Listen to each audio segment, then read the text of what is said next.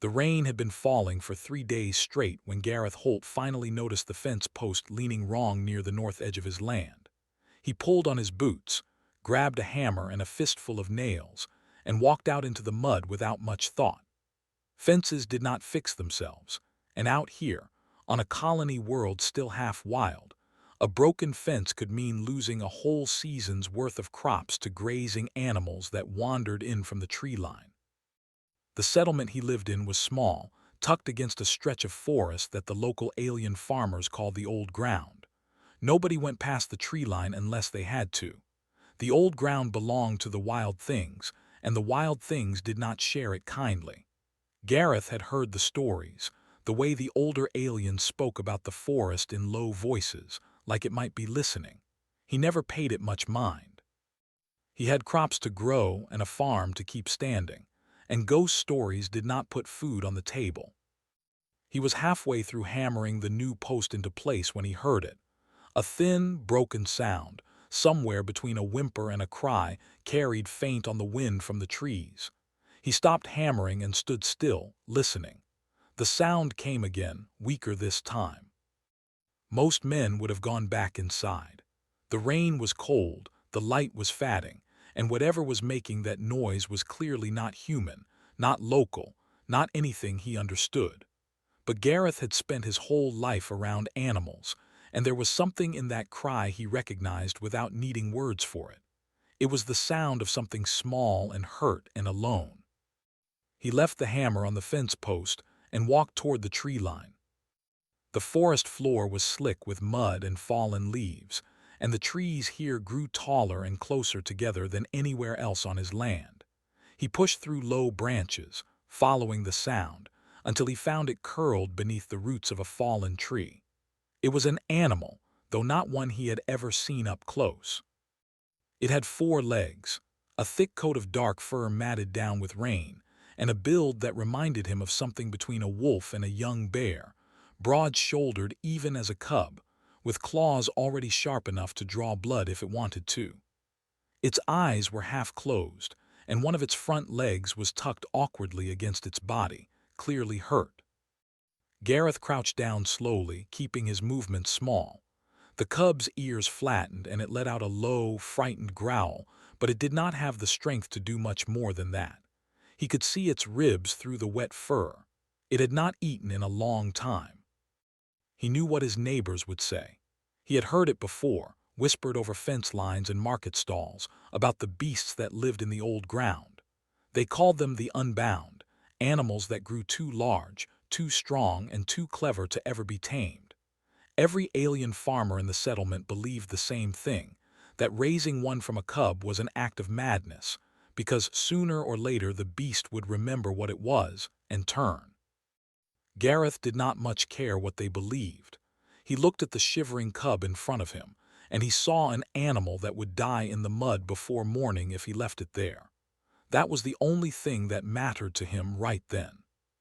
He took off his jacket, wrapped it around the cub as gently as he could, and carried it back through the trees toward his farm. It was heavier than he expected, and it struggled weakly against him at first, but by the time they reached the open field, it had gone still in his arms, worn out from the effort. Back at the farm, he laid the cub down near the wood stove to dry off and warm up, and looked around his barn for somewhere it could stay. He did not have a proper enclosure for something like this, nothing built for a wild animal, so he did what he always did when a problem needed solving quickly. He got to work. By lamplight, with the rain still tapping steadily on the roof, Gareth built a small stall in the corner of his barn. It was nothing fancy, just sturdy wooden boards nailed together tightly, with a low doorway and a floor lined with clean straw. He worked through the evening, measuring, cutting, hammering, pausing every so often to check on the cub, which had curled itself into a tight ball near the stove and was sleeping fitfully, twitching every now and then like it was still running from something in its dreams. When the stall was finished, he carried the cub over and set it down gently inside, tucking a spare blanket around it. It barely stirred. He set out a small bowl of water and some meat scraps beside it, more out of hope than expectation that it would eat. He stood there a while longer, looking down at the small, wounded animal that the rest of the settlement would have told him to leave in the forest. It did not look dangerous right now. It looked like something that needed someone to take care of it, at least for tonight. Gareth was not thinking about what might happen tomorrow, or the next month, or the next year. He was not thinking about grown beasts, or broken trust, or the warnings the aliens loved to repeat. He was only thinking about getting through one cold night without losing something small that had trusted him enough to stop fighting. He banked the fire, checked the barn door was shut tight against the wind, and finally went inside his own house to get some sleep, tired from a day that had started with a broken fence and ended with an animal no one else would have touched. Outside, the rain kept falling on the little barn stall, and inside it, curled tight in warm straw, the cubs slept through the night for the first time in days. Gareth woke before sunrise, the way he always did, and for a moment he almost forgot about the animal in his barn. Then he heard the noise, a soft shuffling and low whining coming from outside, and it all came rushing back. He pulled on his boots and stepped out into the cool morning air, half expecting to find the cub either gone or dead. Instead, what he found made him stop in the doorway of his own barn, completely still. There were 4 of them now. The cub he had found the night before was awake, sitting up against the wall of the little stall he had built, its injured leg tucked beneath it. Curled around it, pressed close for warmth, were 3 more cubs, all clearly from the same litter, all a little smaller and thinner than the first, like they had been fending for themselves without much luck. One of them lifted its head and looked at Gareth with wide, wary eyes, then let out a small, uncertain growl before pressing itself back against its siblings. Gareth stood there for a long moment, working out what must have happened. The other 3 had likely been hiding somewhere nearby, too frightened or too weak to come closer while he was in the forest. But cubs from the same litter did not stray far from each other, not for long, and once the scent of warmth and shelter reached them, once they understood their sibling was safe somewhere close by, they must have followed it through the night, slipping into the barn sometime after Gareth had gone to bed. He crouched down slowly at the entrance of the stall, the way he had the night before, keeping his hands loose and his movements unhurried. All 4 cubs watched him now, ears back, bodies tense, but none of them tried to run. There was nowhere for them to run to, not with the barn door shut and the storm still fresh in their memory. They were tired, hungry, and cornered, and something about the warmth of the barn had already convinced at least one of them it was worth staying for. He set out more food and fresh water, moving carefully, talking to them in a low, steady voice the whole time, not because he expected them to understand the words, but because he had learned a long time ago that animals listened more to tone than to language. One by one, hunger won out over fear, and the cubs crept forward to eat, glancing up at him constantly, ready to bolt at the first wrong move. Word travels fast in a small settlement, and by mid-morning, Gareth had a visitor. His nearest neighbor, an older alien farmer named Doran who had lived near the old ground longer than anyone else in the settlement, came striding across the field with a look on his face that Gareth had seen before, usually right before someone tried to talk him out of something. Doran stopped at the barn door and looked inside at the 4 cubs, and his expression shifted from concern to something closer to alarm. "You brought the Unbound onto your land," he said, his voice tight. "One was bad enough. 4 is asking for the kind of trouble this settlement has not seen in a generation." Gareth straightened up and wiped his hands on his trousers. "They are cubs," he said. "They are hungry and hurt, and they were dying out there." "That is what they always are at first," Doran said. "Small, hungry, harmless. And then they grow. You have not lived here long enough to understand what these animals become, or what they have done to farms that tried to raise them before." Gareth looked back at the cubs, who had gone quiet now, watching the 2 men talk with the same wary stillness they had shown him earlier. He thought about the warnings, the stories, the fear in Doran's voice, and he weighed it against what he had actually seen with his own eyes, a group of starving, frightened animals that had chosen to trust warmth and shelter over the danger of the open forest. "I hear you," Gareth said finally, but I am not going to throw them back out there to die because of something they might become someday. If they turn dangerous, I will deal with it then. Right now, they are just cubs that need feeding." Doran shook his head, clearly unhappy, but he did not push further. He knew Gareth well enough to know that arguing with him rarely changed anything once his mind was set. Instead, he warned him to keep the animals contained, to report any sign of aggression immediately, and to remember that the council would be watching closely. Then he left, muttering something about humans and their strange stubbornness under his breath. Gareth spent the rest of the morning reinforcing the barn stall, widening it enough to hold 4 growing cubs instead of 1, patching gaps in the wood, and setting up a second water trough. It was more work than he had planned for that day, but he did not mind. There was something satisfying about it, watching 4 wary animals slowly relax enough to eat in front of him, to stop flinching every time he moved. By afternoon, the cubs had eaten their fill and settled into a pile near the back of the stall, sleeping off the stress of the last few days. Gareth stood at the barn door, looking at them, thinking about what Doran had said, about what the whole settlement likely believed. He did not know yet if he was making a mistake. He only knew that 4 animals were alive today that would not have been if he had listened to fear instead of what was right in front of him. That was enough, for now, to keep going. By the end of the first week, everyone in the settlement knew about the 4 cubs living in Gareth's barn. News like that did not stay quiet for long in a place where most people knew each other's business better than their own. Farmers stopped by the market to whisper about it. Children were warned to stay away from Gareth's land. And on the 8th day, a formal notice arrived at his door, asking him to appear before the settlement council to explain himself. The council met in a long wooden hall near the center of the settlement, the kind of building that had clearly been standing since the first colonists arrived. Gareth walked in that evening still wearing his work clothes, mud on his boots, because he had been out feeding the cubs right up until it was time to leave. He did not see the point in dressing up for a conversation about animals he already understood better than anyone sitting in that room. The council was made up of 5 local aliens, all older, all respected members of the settlement, and all clearly uneasy about the reason they had called this meeting. At the head of the table sat a sharp-eyed alien named Fenric, who Gareth had spoken to only a handful of times before, mostly about trade routes and water rights. Tonight, Fenric's expression was far less friendly. "We understand you have taken in 4 of the old grounds young," Fenric said, folding his hands together.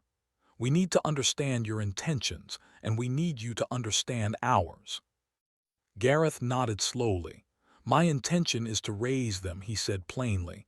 "They were starving and hurt. I fed them, I sheltered them, and I plan to keep doing that." A murmur passed through the room. One of the other council members, a heavy-set alien named Torv, leaned forward with a deep frown. "Do you understand what you are inviting onto your land, human?" Torv asked. "The Unbound are not like your farm animals. They are born wild and they stay wild, no matter how gentle they seem as cubs. Every attempt this settlement has made to tame one has ended the same way, with blood." Gareth had heard this argument already from Doran, and he was not surprised to hear it again here, louder and more official. Still, he did not back down. "With respect," he said, "I have not seen any of those old attempts. I have seen 4 cubs eating out of my hand, sleeping without fear, and showing no more aggression than any frightened animal would. I am not asking you to trust them yet. I am asking you to give me the chance to prove they can be raised differently." Fenric studied him for a long moment. "And if they turn on you or on this settlement once they are grown, what then?" "Then I deal with it," Gareth said. "But I do not believe you can judge an animal's whole future by the worst version of its past. Every story I have heard about the Unbound turning violent involves animals that were caught wild as adults, or raised in cages, or beaten into submission. None of that is happening on my farm. These cubs are being raised with food, with safety, and with patience. That is not nothing." The room fell quiet for a moment. Torv still looked unconvinced, arms crossed tightly, but Fenric's expression had shifted slightly, less certain than before. "We will allow this to continue, for now," Fenric said finally. "But understand this clearly, Gareth Holt. If those animals show any sign of danger to this settlement at any point, we will act, and we will not wait for you to deal with it first. You are responsible for whatever happens on your land." Gareth accepted the terms without argument, because they were fair, even if they were built on fear rather than trust. He thanked the council for hearing him out and left the hall, walking back to his farm under a sky full of unfamiliar stars, thinking about everything that had just been said. When he got home, he checked on the cubs before doing anything else. They were awake, restless with energy after a full day of eating and resting, tumbling over each other in the stall in a way that looked almost playful. The one he had found first, now noticeably stronger than the others, limped less each day as its injured leg healed. It looked up at him when he stepped inside, ears perked, tail giving a small, uncertain wag, like it was still deciding whether that was something it was allowed to do. Gareth crouched down at the edge of the stall, letting it approach him at its own pace, the way he had every day since bringing them home. It sniffed at his hand, hesitated, then pressed its head lightly against his palm, the first real sign of trust any of them had shown. He smiled, quiet and tired after a long day, and scratched gently behind its ear. "Rook," he said softly, testing the name out loud for the first time. It seemed to fit, solid and simple, the same way the animal itself was starting to feel solid and simple in his life, despite everything the council and the settlement believed about what it would become. He did not know yet whether he was right, or whether Torv's warnings would prove true one day. But standing there in the quiet of the barn, watching the 4 cubs settle down around him without fear, he felt certain of one thing. Whatever came next, he was not backing away from this.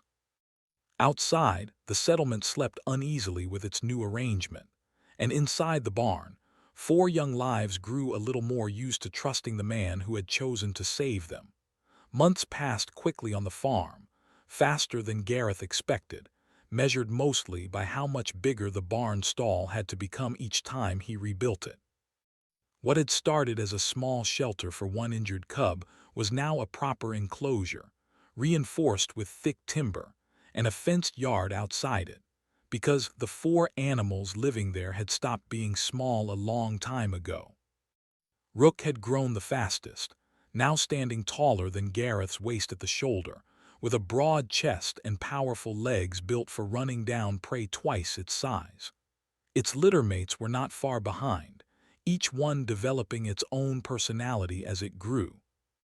There was a smaller, cautious one that always hung back and watched before acting, a bold one that charged into everything without thinking twice, and a quiet, steady one that seemed to spend most of its time simply watching Gareth work, as if trying to understand what he was doing. None of them had names as elegant as anything the settlement's own animals carried, because Gareth had never been one for fancy words. He called the cautious one Willow, for the way it swayed and hesitated like a branch in the wind. The bold one he called Bram, short for nothing in particular, just a name that felt like it fit an animal with more energy than sense. The quiet one he called Sable, for its darker coat and calm, watching eyes. Raising 4 large predators was not easy, and Gareth would not have claimed otherwise to anyone who asked.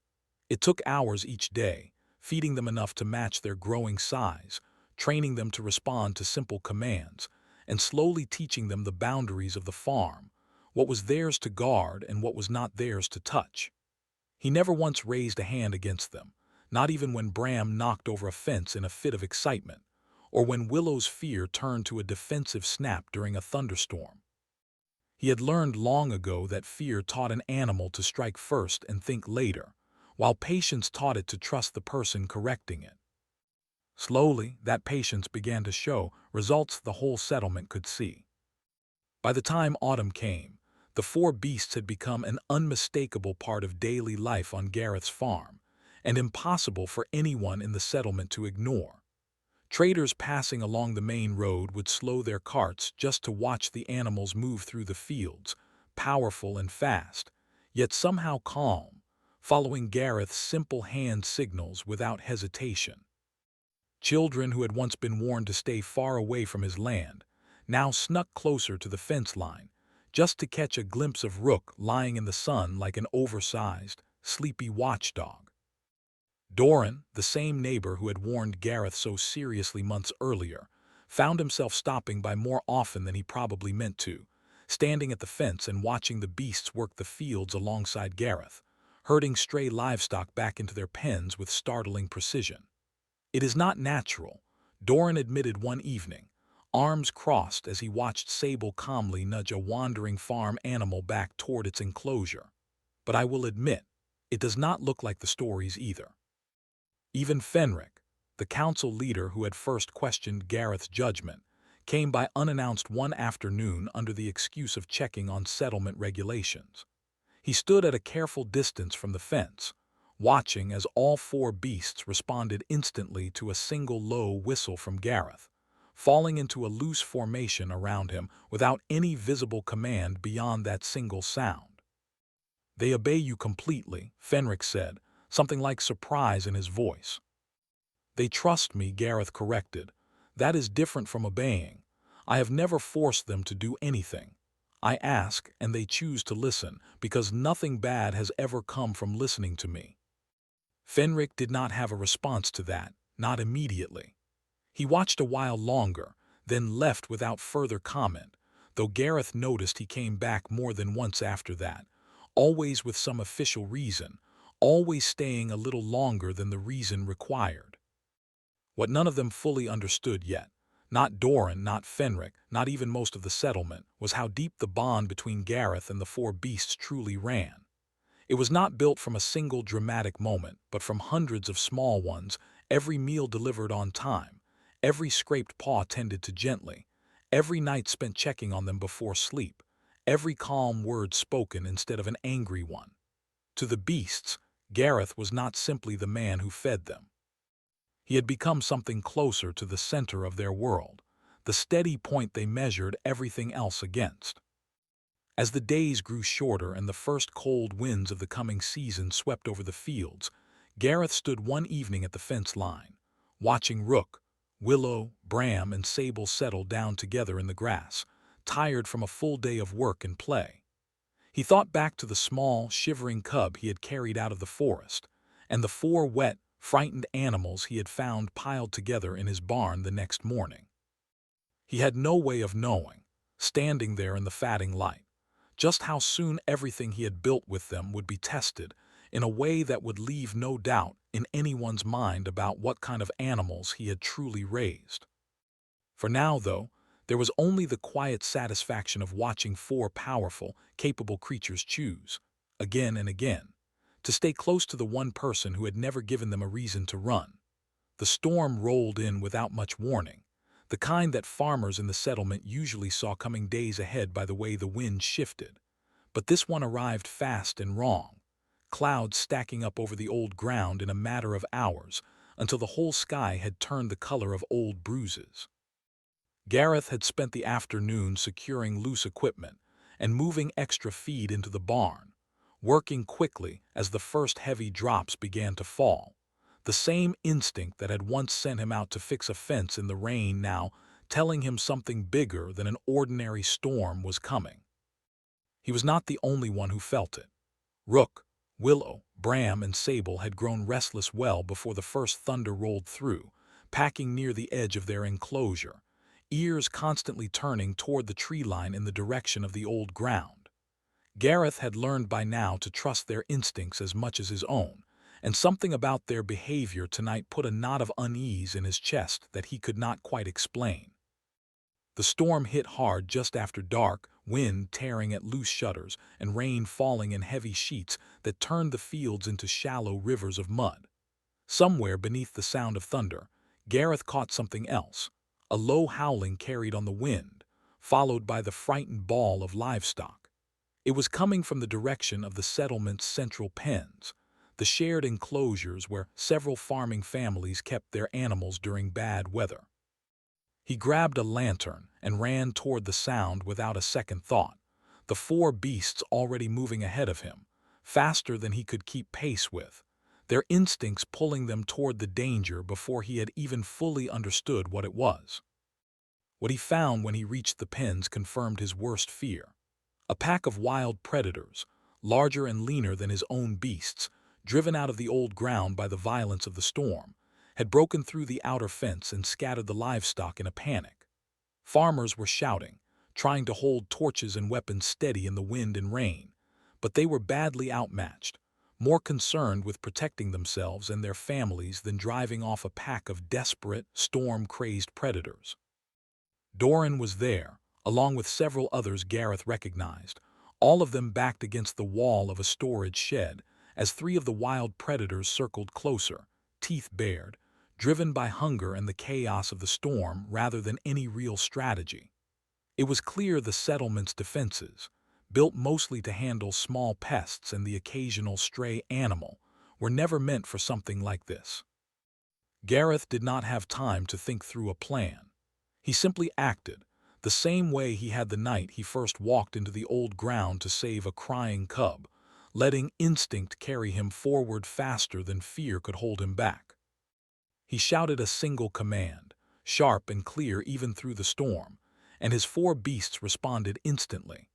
Rook moved first, throwing itself directly into the path of the nearest wild predator, using its greater size and strength to drive the smaller animal back with raw force. Bram, always the boldest, charged in beside him without hesitation, snapping and lunging with a fury that startled even Gareth for a moment. Willow, usually the most cautious of the four, circled wide and cut off the pack's escape route, forcing them to face the fight instead of scattering into the panicked crowd of farmers.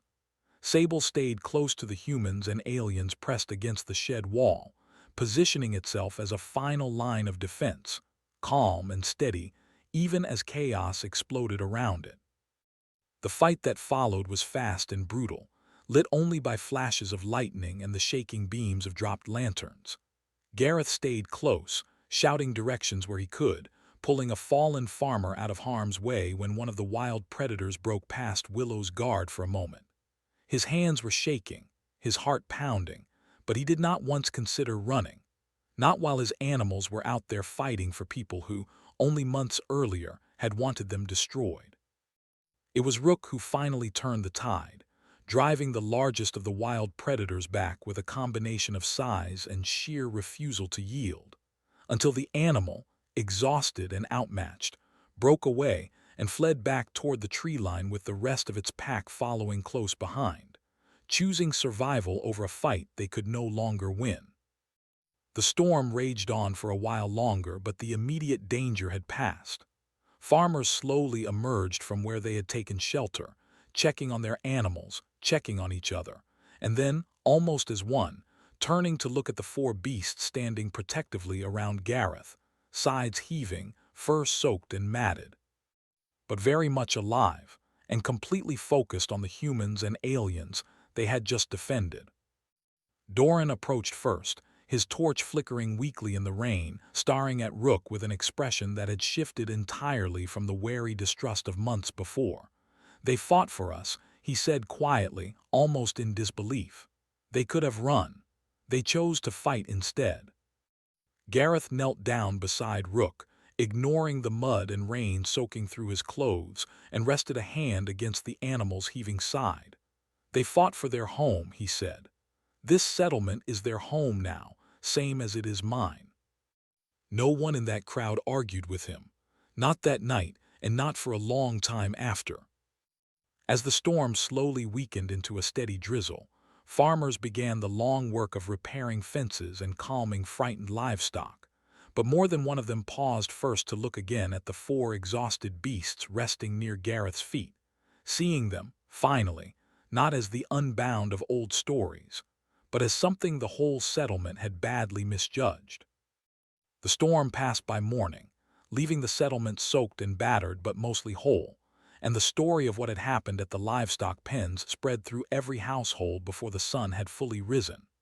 By midday, it seemed as though everyone in the settlement had heard some version of the events, farmers repeating it to neighbors, neighbors repeating it to traders passing through, each version losing a little accuracy but keeping the same core truth at its center. Gareth Holt's 4 beasts had stood between the settlement and a wild predator pack, and had chosen, without being forced, to fight for people who had once wanted them gone. Gareth spent the morning as he always did, checking on his animals, repairing storm damage to his fences, and tending to the farm as though nothing unusual had happened at all. Rook, Willow, Bram, and Sable were sore and tired from the fight, resting in a loose pile near the barn, but otherwise unharmed, and Gareth found himself checking on them more often than usual anyway, unable to fully shake the memory of how close things had come to going badly. By early afternoon, he had visitors, more than he expected for a day after such a rough storm. Doran arrived first, this time without any trace of the wariness that had colored every conversation between them since the beasts first arrived. He stood at the fence for a long while, simply watching Sable rest in the sun, before finally speaking. "I owe you an apology," he said. "I spent months telling you that you were making a mistake, and last night your mistake saved my family." Gareth shook his head, leaning on the fence beside him. "You were not wrong to be careful," he said. "You just judged the whole animal by what a few bad examples did to them. That is easy to do when fear is all you have been taught." Doran did not argue the point, only nodded slowly, watching as Bram rolled lazily in the mud nearby, looking more like an oversized farm dog than anything the old stories had described. Fenric arrived not long after, along with 2 other council members, all of them far less formal than the last time they had come to speak with Gareth. There was no summons this time, no meeting hall, no list of warnings. Fenric simply stood at the fence, studying the 4 beasts for a long moment before speaking. "The council owes you a proper acknowledgement," Fenric said. "What your animals did last night likely saved lives. We were prepared to have you destroy them on sight if they showed the slightest sign of danger. Instead, they showed the settlement something none of us expected to see." Gareth accepted the words with a simple nod, never one for long speeches or grand gestures. "It was not the beasts that needed to change," he said. "It was how they were raised. That is the only difference between them and every story you were told before." Fenric seemed to consider that carefully. "Would you be willing to share your methods?" he asked eventually.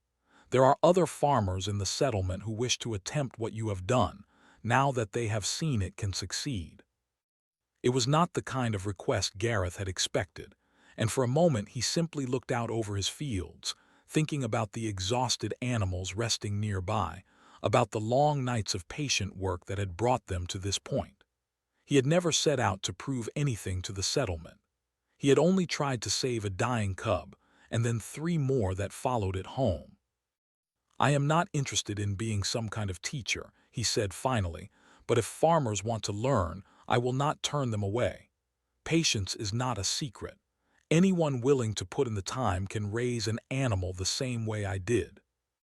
That answer seemed to satisfy the council, and after a few more words of thanks, they left him to his afternoon, the first quiet moment he had gotten in what felt like an incredibly long day.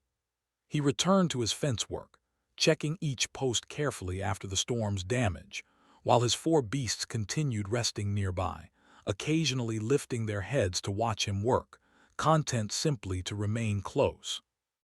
As the days passed, the settlement's view of Gareth's farm shifted permanently. Traders no longer slowed their carts out of fear or curiosity alone, but often stopped to ask questions, hoping to understand how 4 dangerous predators had become steady, loyal protectors of the very people who once feared them. A few farmers did attempt to follow his example, with mixed success, learning quickly that patience without genuine care rarely produced the same results. Gareth never claimed credit for anything beyond what he had actually done. He had simply refused to abandon 4 frightened animals, and had chosen kindness over fear at every turn since. Months later, as the first signs of a new season crept over the fields, Gareth stood once again at the edge of his land, much as he had the night this all began, checking fence posts weakened by weather and time. Rook walked beside him now as a matter of habit, easily as tall as Gareth's shoulder, while Willow, Bram, and Sable worked the far fields, herding stray livestock back toward their pens with practiced ease. He thought back sometimes to that first cold night, carrying a single dying cub out of the old ground, never imagining it would lead to any of this. The settlement had once seen his choice as reckless, even foolish. Now they saw it as something else entirely, proof that patience and care could succeed where fear and force had failed for generations before him.